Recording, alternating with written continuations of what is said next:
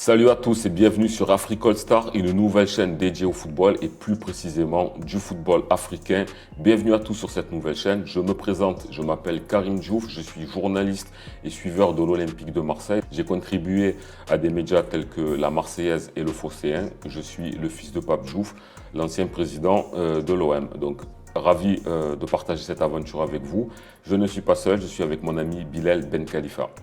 Ravi à tous, bienvenue à tous les auditeurs à Africa All Star, la nouvelle chaîne football mondial avec un petit accent africain.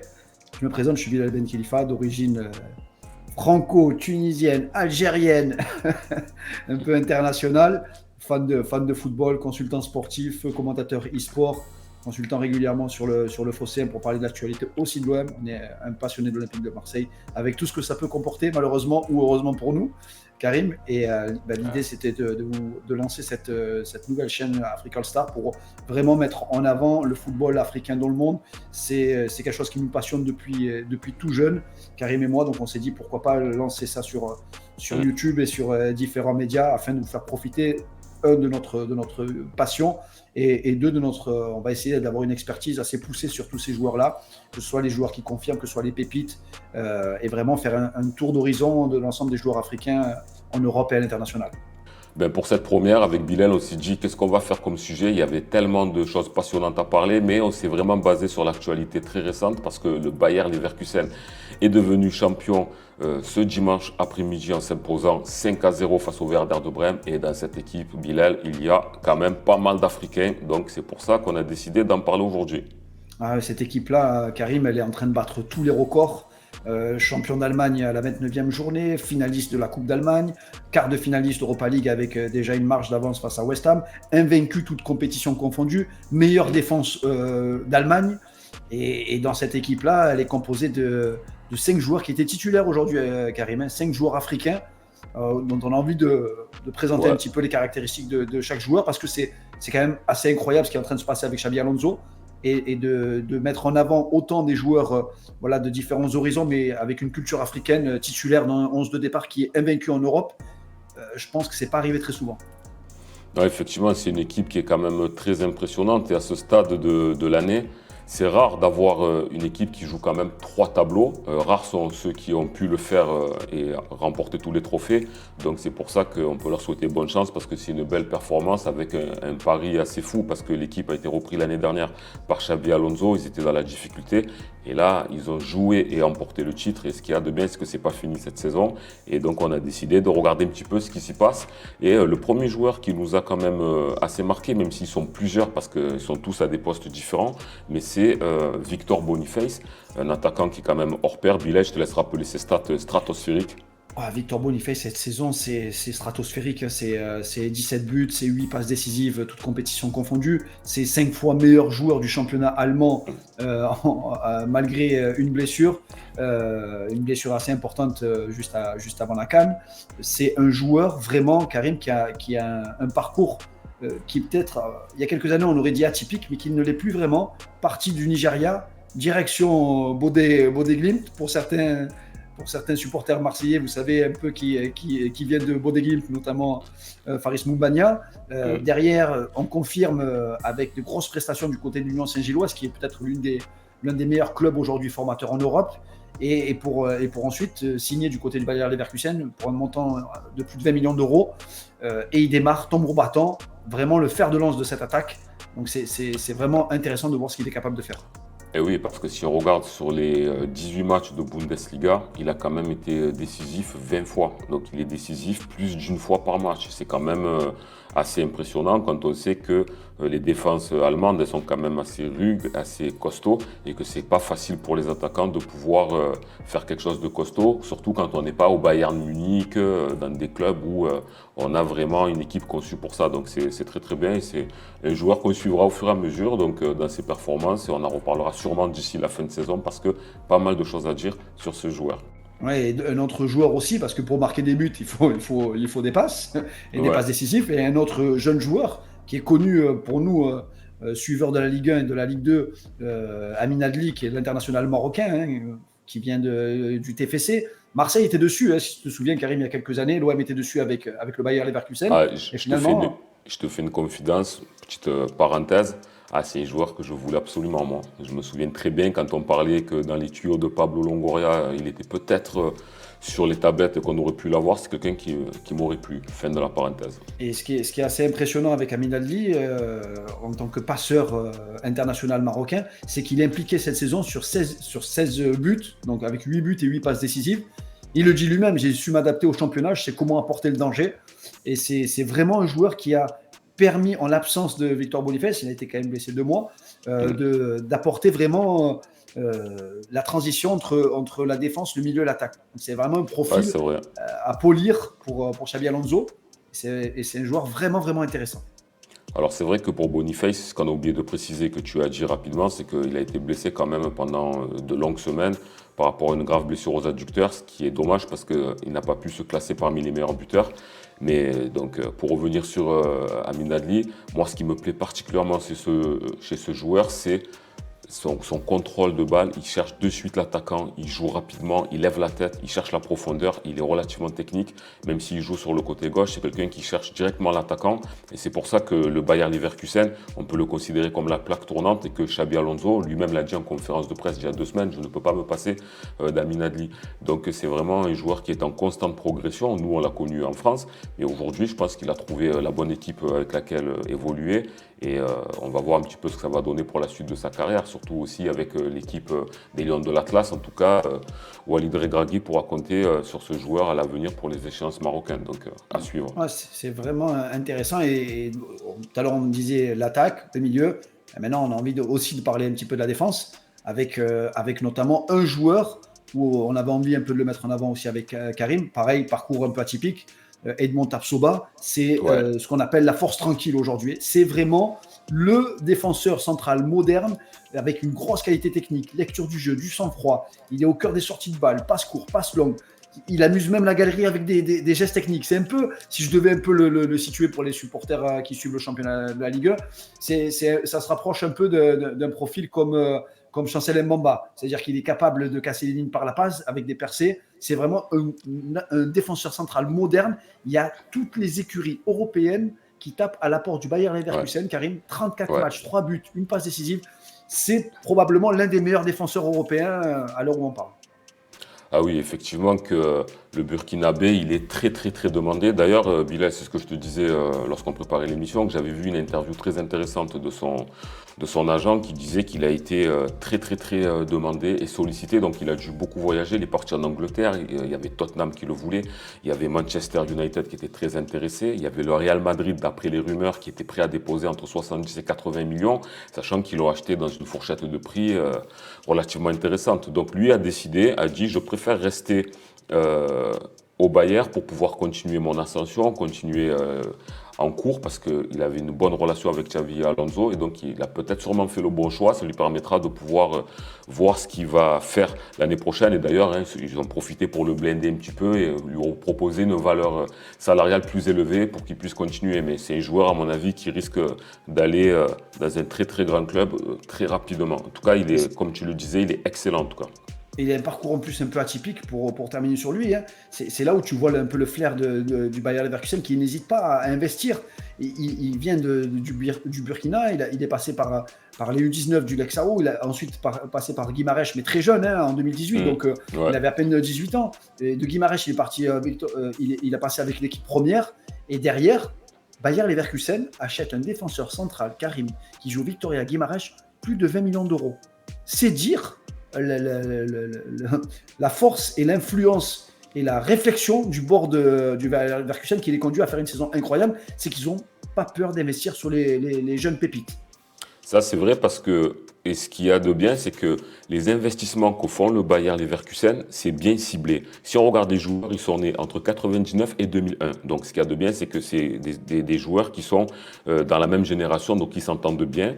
Et les transferts, si tu regardes bien, c'est entre 13 et 20 millions. Pas forcément moins, pas forcément plus. Donc, il y a une idée quand même commerciale qui est une ligne plutôt bien définie. Mais par contre, si on s'amuse à faire un tour sur ces joueurs, sur Transfermarkt par exemple, leurs valeurs, elles ont toutes, mais alors toutes quasiment doublé. Et ça va être impressionnant. D'ailleurs, Xabi Alonso, il a un peu peur de ça parce qu'il veut garder une équipe compétitive l'année prochaine. Et s'il y a des joueurs qui sont vendus, il a demandé à ce qu'ils soient remplacés vraiment. S'il y a un ancien qui part, il veut un ancien. S'il y a un jeune qui part, il veut garder le même équilibre. Et en tout cas, le Bayer Leverkusen, c'est ce que je remarque dans cette équipe, c'est que c'est vraiment bien constitué entre les anciens, les nouveaux, l'argent investi. Et comme tu me le disais, en off, c'est une équipe quand même qui a un équilibre financier pas mal parce qu'ils dépensent autant que ce qu'ils vendent. Donc, c'est quand même des plus-values, non seulement sportives et sûrement financières à l'avenir. Et comme on parle de la défense centrale, Karim, je suis obligé de basculer sur un joueur qui peut prétendre au Ballon d'Or. Je déconne, mais Odilon Kosonou, le natif d'Abidjan, défenseur central, champion d'Afrique, avec aussi le même parcours atypique. De la SEC Mimosa, direction Hammarby en Suède, Suède direction la Belgique, Belgique direction le Bayer Leverkusen, pour un montant à plus de 20 millions d'euros, 23 millions d'euros. Tu vois, Karim, c'est ça qui est assez incroyable. On sent un fil conducteur. D'accord, pour Xabi Alonso, c'est vraiment des profils atypiques, grands, solides, costauds, propres dans la relance, couteau suisse, qui peut jouer au milieu, qui peut jouer aussi derrière. Il a vraiment su choisir des top talents. Pareil, c'est un joueur qui est demandé par énormément de clubs en Europe.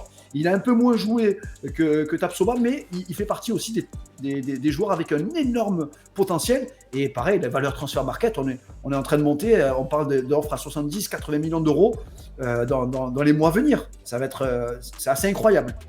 Ouais, c'est énorme. Donc franchement, pour tous ces joueurs-là, déjà en ayant rien que vu le match face au Werder, on a vu vraiment le talent potentiel, tout le potentiel qu'il leur est proposé. Et je pense que ça risque d'être vraiment très difficile, comme je le disais tout à l'heure, pour Xabi Alonso de pouvoir les garder. Mais en tout cas, on a décidé donc de faire le focus sur cette équipe parce qu'ils sont champions. C'est une équipe assez jeune sur laquelle on ne misait pas au début, donc, et dans laquelle il y a quand même pas mal de joueurs africains et beaucoup de joueurs qui risquent de faire parler d'eux, peut-être encore une fois dans d'autres clubs et sûrement en Ligue des Champions et bien évidemment lors de la prochaine CAN.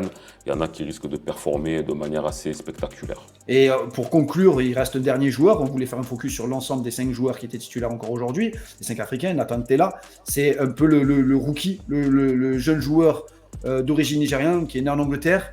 Pareil, ils ont investi pas mal d'argent sur Nathan Tella. C'est pareil, un transfert à plus de 20 millions d'euros. De Burnley directement, il a basculé ensuite à Southampton, direction Leverkusen cet été pour un peu plus de 23 millions d'euros. Comme tu disais, Karim, tout à l'heure, il y a vraiment un focus du board de Leverkusen sur des jeunes à fort potentiel. On n'hésite pas à poser entre 15 et 20 millions d'euros. Et avec ce côté objectif d'avoir une équipe compétitive, moyenne d'âge à 27 ans pour le Bayer Leverkusen de Xabi Alonso, avec vraiment une vraie culture espagnole et allemande. C'est le deuxième effectif le plus jeune de Bundesliga. Incroyable.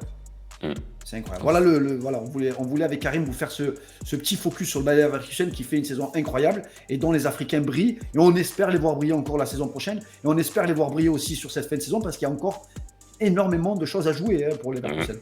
Ah oui, rien que déjà l'Europa League et la Coupe d'Allemagne. Donc c'est pas des trophées qu'ils vont vouloir laisser passer. Et avec l'engouement qu'on a vu à la fin du match, à mon avis, ils risquent d'être invincibles. Bon, ça risque d'être difficile pour eux d'aller chercher l'invincibilité totale sur toute l'année de Bundesliga. Dans l'histoire, personne ne l'a fait. Mais si quelqu'un peut le faire, ça peut être eux. On en reparlera bientôt, je pense. Après ce petit focus en Allemagne et plus précisément au Bayer Leverkusen, on va un petit peu dézoomer pour avoir un plan plus large sur l'Europe, pour regarder les top buteurs européens, africains. Et qui dit top buteur africain sur Africa All Star, on est obligé de parler de la performance incroyable de Serhou Guirassy. Karim, le joueur qui réalise une saison exceptionnelle. Lothar Matthäus cet été, Karim, en plus Lothar Matthäus cet été disait si je suis le Bayer Leverkusen, j'hésite entre Harry Kane et Serhou Guirassy. Ah, il s'est fait pointer du doigt, il s'est fait moquer par l'ensemble des journalistes. Ah, c'est dur hein, quand même. En plus, Lothar Matthäus, il connaît très bien le ballon. Et là, quand même, Harry Kane, le meilleur buteur, il me semble, de l'histoire de Première Ligue, un des championnats les plus durs, et le comparer avec Guirassy, qui était encore en train de se chercher. Il fallait le oser, mais au final, l'histoire, il n'a pas donné si tort que ça, parce qu'aujourd'hui, il n'y a qu'Harry Kane qui est devant lui au classement des buteurs. Et sachant qu'il est quand même à 27 buts, donc 27 buts en 23 matchs. En 23 matchs, Tu te rends compte, il marque plus de buts que de matchs et devant lui, il y a Harry Kane. Donc en fait, Lothar Matthäus, c'était un visionnaire en fait parce qu'il Ah, est tout simplement impressionnant. il a eu le nez creux, Karim Lothar Matthäus. Stuttgart réalise une saison exceptionnelle. Ils sont troisième au classement de Bundesliga. Et Serhou Guirassy a 27 buts en 23 matchs. C'est hors du temps. C'est 1,19 buts par match. Enfin, en moyenne, le nombre de matchs joués. On est sur une performance stratosphérique, sur un joueur qui est passé par la Ligue 1, avec un profil qui a finalement pas vraiment marché en Ligue 1, malgré un gros investissement de Rennes. Il avait acheté 15 millions d'euros. Et cet été, Stuttgart, il l'avait eu en prêt. Il se dit, on va quand même activer sa clause de départ à 9 millions d'euros. Et bien, coup de jackpot, Guirassy surperforme. Il est clinique depuis le début de saison. C'est le joueur qui a frappé le moins à la cage, qui a mis le plus de buts. Ça veut dire que, je ne vais pas dire que c'est le Pipo Inzaghi africain, mais on n'en est pas loin. C'est un joueur qui cadre tout ce qu'il frappe. Ouais, il est impressionnant parce qu'aujourd'hui, pour pouvoir cadrer, lorsque l'on tire, il faut vraiment prendre le temps, prendre l'information et faire preuve de beaucoup d'abnégation et de dextérité devant le but. Donc c'est un joueur qui ne stresse pas, qui a confiance en ses coéquipiers, qui a confiance en lui-même. Donc avoir de telles stats avec un pourcentage de tirs, transformation impressionnant. C'est pour ça qu'aujourd'hui, être à 27 buts alors que le championnat n'est pas fini, c'est vraiment une très très belle performance. Et être juste derrière Harry Kane, même s'ils sont à 7 longueurs, c'est déjà une très belle performance de sa part. Donc chapeau à lui, on espère qu'il continue sur cette lancée, parce que franchement, c'est un bon. C'est un très très bon joueur. Et on voit sur le top 3, on voit un certain Pierre-Emerick Aubameyang, Karim, qui réalise lui aussi, mine de rien, même si Marseille va pas très bien cette saison, qui réalise une performance exceptionnelle, toute compétition confondue. Notamment, il est le meilleur buteur de l'histoire de l'Europa League aujourd'hui. Ouais. Le meilleur buteur de l'Europa League et meilleur buteur de l'édition en cours. Donc ça, c'est quand même une belle performance. Et Pierre-Emerick Aubameyang, à l'image de l'OM, il a eu beaucoup de difficultés à certains moments. Il y a des moments où il ne marquait pas du tout, des moments où c'était comme le ketchup, ça venait d'un coup. Et ce qu'il y a de bien, c'est qu'il était quand même assez critiqué du côté de l'OM parce qu'il était beaucoup comparé. Mais au final, comme on dit, Bilal, ce sont les stats qui parlent. Et le retrouver dans les meilleurs Africains buteurs d'Europe, c'est quand même une performance pas mal qu'on peut souligner, qui nous fait particulièrement à nous, Marseillais, plaisir. Donc c'est bien. Ouais, et on retrouve bien évidemment le pharaon égyptien Mohamed Salah, qui a chuté aujourd'hui face à Crystal Palace. Liverpool qui est en train de. Il est un peu dans la difficulté, mais Mohamed Salah, c'est encore une fois, c'est l'assurance de marquer entre 20 et 25 buts chaque saison et d'être toujours décisif à Liverpool. C'est un joueur qu'on ne présente plus, Karim. Il est d'une régularité exceptionnelle. Mo Salah, le temps passe et son talent est toujours présent, surtout que c'était difficile de prévoir comment il allait se comporter dans cette deuxième partie de saison parce qu'il a été blessé pendant la CAN, il a eu des difficultés physiques. Il y a des matchs clés comme face à Manchester où il n'a pas eu vraiment l'occasion de briller, mais il a été efficace, il a marqué son penalty important pour maintenir le 2-2 et ainsi à Liverpool de rester pas très loin, collé à Arsenal. En tout cas, saison après saison, Mo Salah, il est toujours là et c'est vraiment un joueur vraiment exceptionnel et voilà. Ouais, et tout à l'heure, on a déjà fait le focus sur Victor Boniface et celui qui vient clôturer ce top 5, c'est Victor Osimhen qui avait réalisé une performance la saison dernière assez exceptionnelle, qui cette année est toujours là. C'est un buteur, on l'annonce du côté du Paris Saint-Germain cet été pour remplacer Kylian Mbappé. C'est un joueur qui connaît la Ligue 1, c'est l'assurance entre 15 et 20 buts minimum par saison. Donc c'est logique de voir ce classement finalement avec des joueurs qui sont, hormis Guirassy, qui sont habitués à marquer des buts. Et on va les suivre tout au long de la saison sur Africa Star. La seule chose qu'il y a dans ce classement, c'est que quand on regarde Guirassy, Salah et Boniface, certains ont été champions comme Boniface, donc on en a parlé. Mo Salah est peut-être en train de jouer le titre avec Liverpool et Guirassy qui est quand même sur le podium de Bundesliga. Par contre, il n'y a que Aubameyang et Osimhen où c'est quand même une mention spéciale parce que leur club, c'est pas trop ça. Et finalement, ils se retrouvent quand même dans ce classement. Donc, ouais, c'est vraiment intéressant. Et on fait un classement des top buteurs africains en Europe. Et bien évidemment, on s'est dit, on ne peut pas passer aussi outre. Il y a les buteurs, mais pour marquer des buts, il faut des passeurs. Et bien évidemment, tout à l'heure, on en parlait toujours de Mo Salah. Mo Salah, il truste encore la tête des meilleurs passeurs, meilleurs buteurs. Le double-double, j'ai envie de dire, Karim, un peu comme au basket. Ouais, et on retrouve Mo Salah, on retrouve Victor Boniface, Pierre-Emerick Aubameyang. On retrouve 3 joueurs finalement qui réalisent une saison exceptionnelle au niveau des stats, même si pour Aubameyang, l'Olympique de Marseille est un peu dans la difficulté. Ouais, effectivement. Donc, c'est un classement, en tout cas, quand on voit Salah, premier joueur africain passeur d'Europe, c'est quand même bien. Ça prouve que Mo Salah est toujours aussi altruiste que habile face au moment où il faut marquer. Donc, c'est quand même. Non, je ne suis pas du tout étonné. Juste par rapport à Pierre-Emerick Aubameyang, comme on disait, l'OM marque pas énormément de buts, mais finalement, il est dans les deux classements, donc c'est bien. Jordan Ayew et Simon, c'est une belle Moi, performance j'aime aussi. bien, j'aime Donc, beaucoup, moi, Moses Simon. Je trouve que c'est un joueur qui, mm, j'espère le voir l'année prochaine dans une écurie un peu plus huppée. Parce que c'est un joueur qui a vraiment un gros potentiel, qui a fait une bonne ouais, il canne est en plus bon. avec le Nigeria, Ouais. qui a été jusqu'en finale. Et je trouve que je le verrais bien dans pas mal de clubs en Europe, peut-être même en Allemagne. Peut-être c'est peut-être un championnat qui pourrait un peu plus lui coller à la peau. Mais je trouve que c'est vraiment, vraiment un joueur qui a un gros potentiel. Et Mm. j'espère vraiment le voir éclore la saison prochaine. Effectivement, c'est le profil, le type de joueurs qui sont ciblés lorsqu'ils évoluent en Ligue 1, parce que la Ligue 1 est beaucoup scrutée et malheureusement trop pillée. Et c'est le type de joueur justement qui pourrait intéresser des écuries de Bundesliga ou peut-être même de Première Ligue. Pour cette dernière partie, on aura l'habitude dans cette émission de faire un focus sur un joueur qui nous plaît bien, une pépite qui pourrait peut-être vraiment faire parler d'elle à l'avenir. Et cette semaine, Bilal, on a décidé de parler de Yacoumba Minté, le joueur talentueux de Feyenoord. Yakubo Minte, pour beaucoup, c'est encore un inconnu, Karim. Il est Oui, en train d'exploser au très haut niveau du côté de Feyenoord. C'est un joueur qui a, fut un temps, je t'aurais pu dire un parcours atypique, mais c'est finalement plus trop un parcours atypique. Il part de Gambie, direction Odense, au Danemark, et encore une fois, hein, cursus classique, Danemark, pas vers la Belgique pour une fois, direction mm, l'Angleterre, et c'est Newcastle qui rafle la mise, et Newcastle n'hésite pas à le prêter. C'est un jeune joueur en post-formation. Il le prête au Feyenoord. Et c'est vraiment le type de joueur, Karim, que j'aimerais vraiment pas avoir au marquage. Un dribbleur percutant, pied droit, pied gauche, très agressif. Il va à 200 000 à l'heure. Et c'est vraiment le genre d'ailier moderne qui peut faire un carnage en première ligue. ben justement, il a un surnom. Tu peux nous le rappeler? Ah, bien évidemment, le surnom qu'on aime en Europe, surnommé le Messi gambien. Parce Ah, qu'il est dégoûtant. c'est quand même un nom lourd à porter dans le maillot. Par contre, ce qu'il y a de bien, c'est qu'en l'ayant vu jouer, alors j'avais entendu parler un petit peu de lui, j'avais plus vu ses stats, mais je me suis penché et en regardant le match qu'il a fait contre l'Ajax la semaine dernière, tu vois que le ballon il colle au pied. En fait, c'est vraiment un attaquant ultra moderne. Il joue à droite avec un sacré pied gauche. Il sait très bien se servir de son pied droit, donc c'est-à-dire qu'il n'est pas uniquement gaucher, il percute bien, il enroule bien, il a le ballon qui colle au pied, il fait de très bons appels et il voit ses coéquipiers lorsqu'ils partent en profondeur. Donc c'était un joueur qui quand même dégage énormément de sérieux.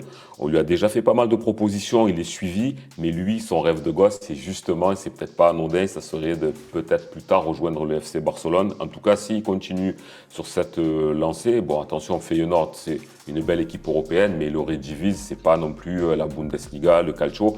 À voir comment il progresse. Comme tu l'as souligné tout à l'heure, il est jeune, il a encore des classes à, à franchir, mais il pourra faire parler de lui, je pense, hein.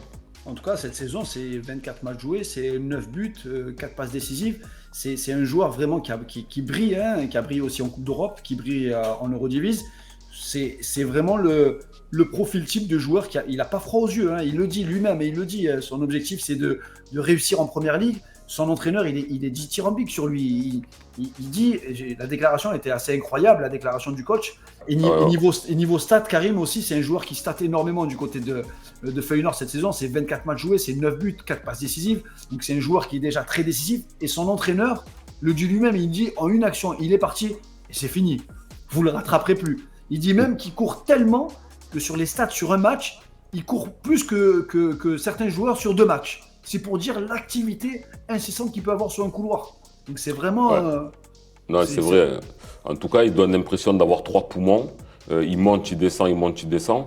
Et c'est véritablement ce qu'on attend aujourd'hui. Bon, il n'est pas véritablement, il n'est pas piston, mais dans le football moderne, il pourrait même avoir ce poste si un jour si besoin, parce c'est véritablement une locomotive. et en plus une locomotive très technique, donc c'est quand même relativement intéressant de pouvoir le suivre et même chez nous, pour nous les Africains, voir ce qu'il pourra donner à l'avenir avec l'équipe de Gambie qui est quand même pas mal du tout, voir comment il va s'imposer aussi en terre africaine et surtout suivre sa carrière parce que c'est pas dit qui reste au Feyenoord, donc c'est un joueur qui nous a quand même plu, donc c'est pour ça on reviendra sur lui, on regardera un petit peu sa fin de saison, voir un petit peu comment il se débrouille, mais c'est un joueur qui, à mon avis, continuera de marquer On les va esprits. l'entendre parler. Newcastle, ils ont eu le nez creux. Hein. Ils l'ont payé 8 millions d'euros en se disant on fait un pari.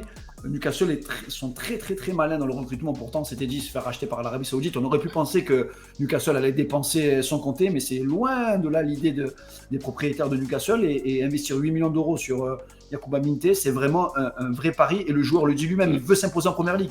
Il veut s'imposer en première ligue pour ensuite, pourquoi pas aller dans ce club de cœur qui n'est pas l'Olympique de Marseille, Karim, je suis désolé, mais le FC Barcelone.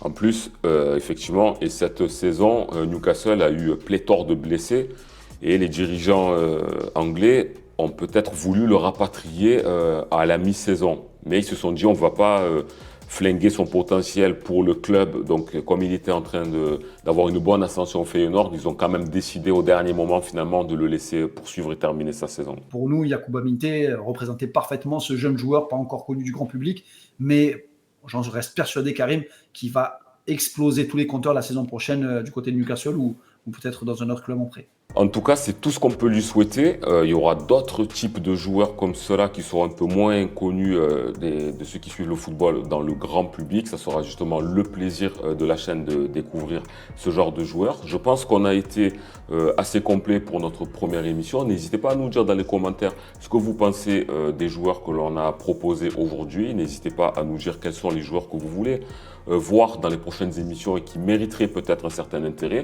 Ça nous a fait plaisir. On est nouveau, donc n'hésitez pas à vous abonner, à liker, à partager, à diffuser l'information à vos amis qui aiment le football, et surtout le football africain, ou même s'ils ne le connaissent pas, amenez-les à découvrir, ça nous donnera de la force. N'hésitez pas à soutenir. On vous dit à la prochaine. C'était Karim et Bilal. À la prochaine. Ciao.